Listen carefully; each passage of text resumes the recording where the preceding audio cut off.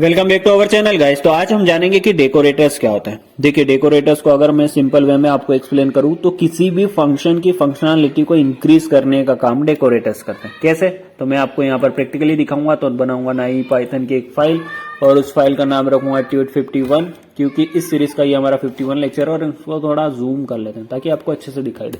और हमको पता ही है कि आपको कमेंट लिखने की आदत है, तो हम यहाँ पर लिख देंगे डेकोरेटर्स।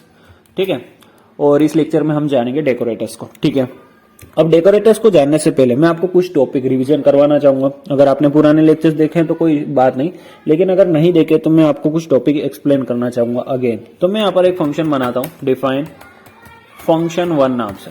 ठीक है, ये फंक्शन कुछ नहीं करता, सिंपल सा एक काम है जो ये करेगा, जो अभी तक हम सीख चुके हैं। ये क्या करेगा, एक प्रिंट स्टेटमेंट रिटर्न करेगा जिसमें हम लिख रहे हैं सब्सक्राइब नाउ।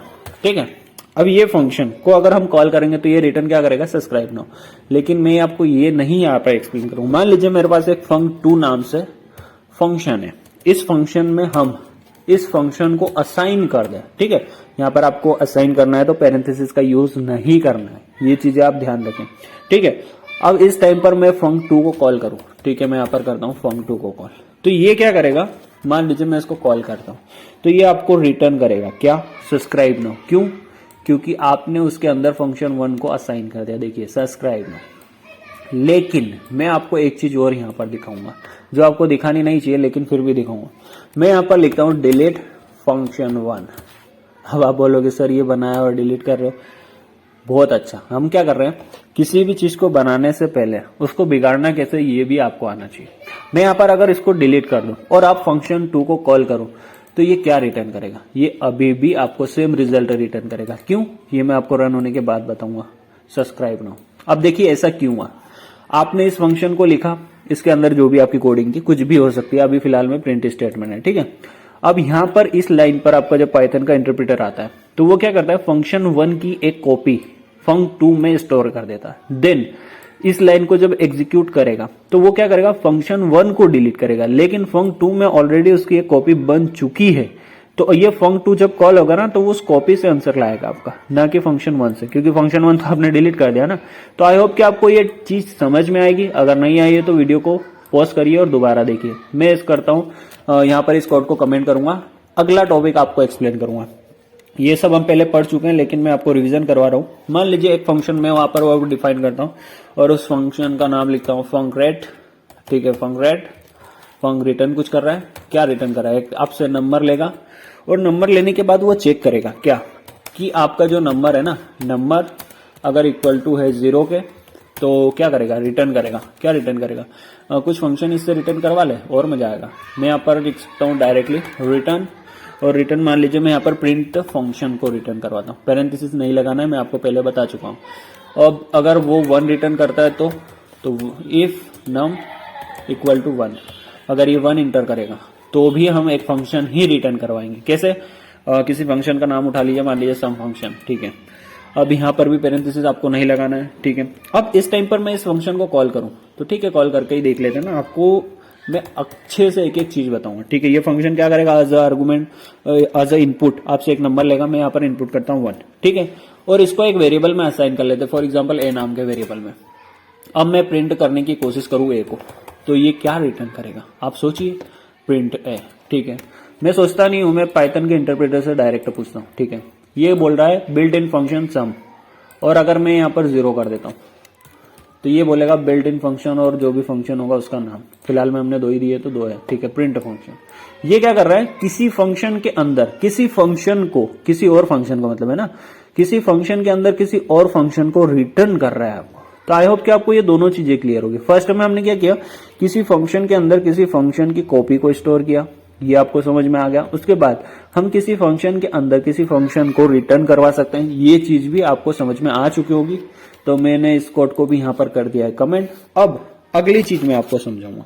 ये जो चीजें मैं आपको एक्सप्लेन कर रहा हूँ ना, ये डेकोरेटर से डायरेक्टली रिलेट रखती है, तभी तो मैं आपको एक्सप्लेन कर रहा हूँ। क्योंकि ये चीजें अगर आप समझ गए तो डेकोरेटर को समझना आपके लिए बहुत ही आसान होगा। तो मैं यहाँ पर एक फंक्शन और बनाता हूँ, उसका नाम क्या रखेंगे, ये एक्सी एग्जीक्यूटर। ठीक है, एग्जीक्यूटर नाम से एक फंक्शन बनाते हैं। ये फंक्शन क्या कर रहा है, ये फंक्शन एज अ आर्गुमेंट आपसे एक फंक्शन ले रहा है। ठीक है, ये चीज आप समझे। और ये रिटर्न क्या कर रहा है, ये रिटर्न कुछ नहीं कर रहा है, इससे एक प्रिंट करवा लेते हैं, ठीक है।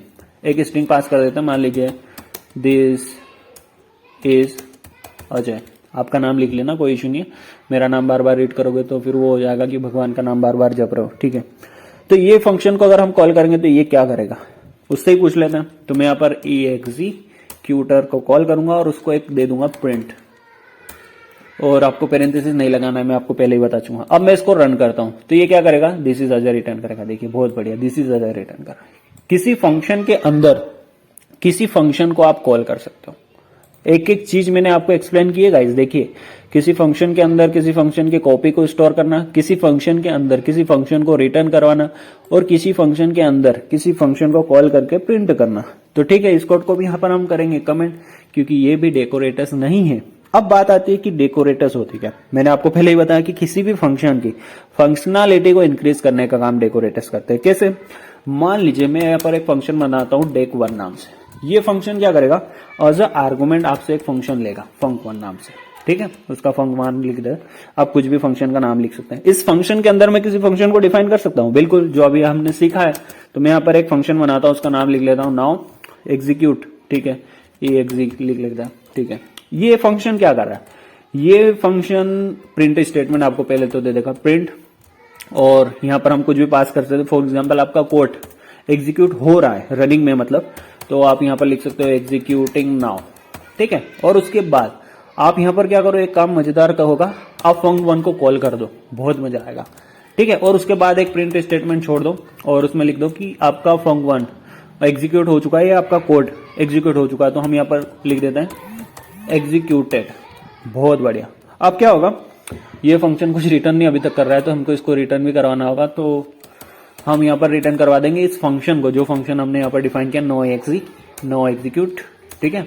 अब ये बहुत बढ़िया से हो गया हमारा काम। हम यहाँ पर डेकोरेटर्स को बहुत अच्छे से समझ सकते हैं और इजीली।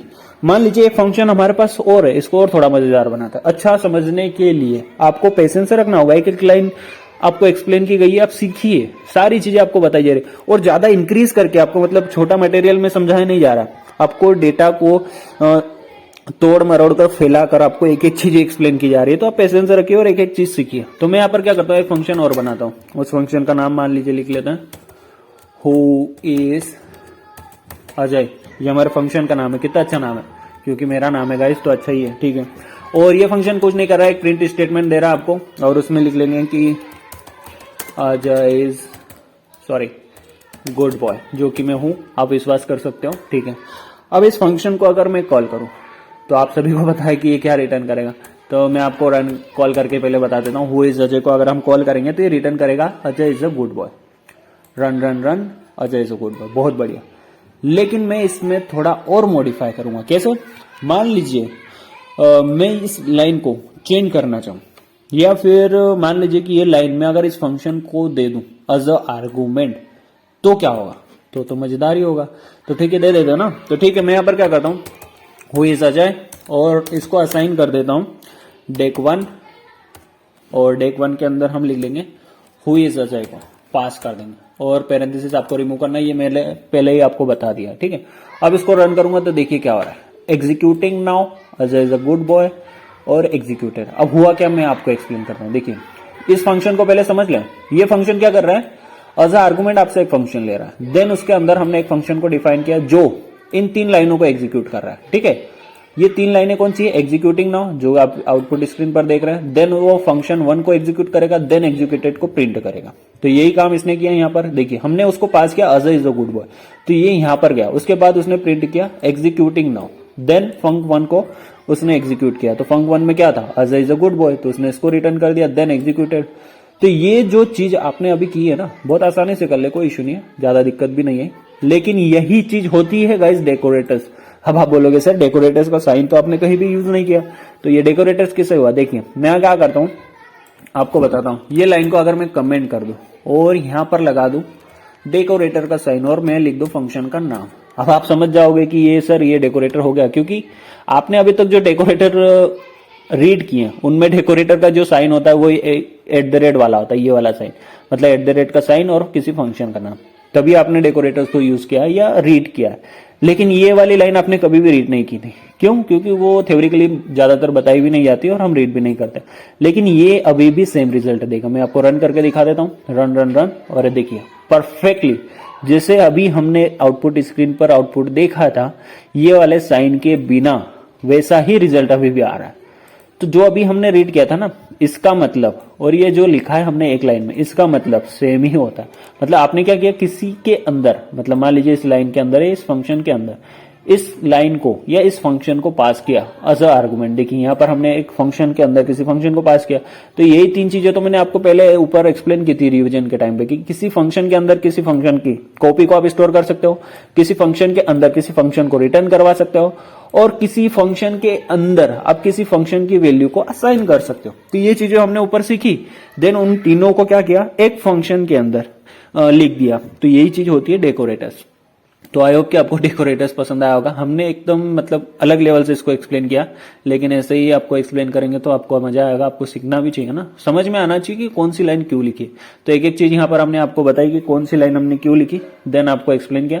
और आई होप कि आपने इस चैनल को सब्सक्राइब करके इस प्लेलिस्ट को एक्सेस किया होगा, क्योंकि इस सीरीज को हम एकदम बेसिक लेवल से एडवांस लेवल पर ले जा रहे हैं धीरे धीरे। जिस लेक्चर को आप देख रहे हो, ये वाला जो लेक्चर है ना, ये भी इस सीरीज का पार्ट है। तो आप पर्टिकुलर कोई वीडियो नहीं देख रहे हो, इस सीरीज का ये पार्ट है। और इस सीरीज को हम बहुत ज्यादा एडवांस लेवल पर ले जाएंगे और यहाँ पर बहुत सारे प्रोजेक्ट भी डिस्कस करेंगे जैसे ये सीरीज खत्म होगी। तो आप इस सीरीज के साथ बने रहिए और इन वीडियोस को देखिए। Thank you so much for watching and I will see you in next video guys.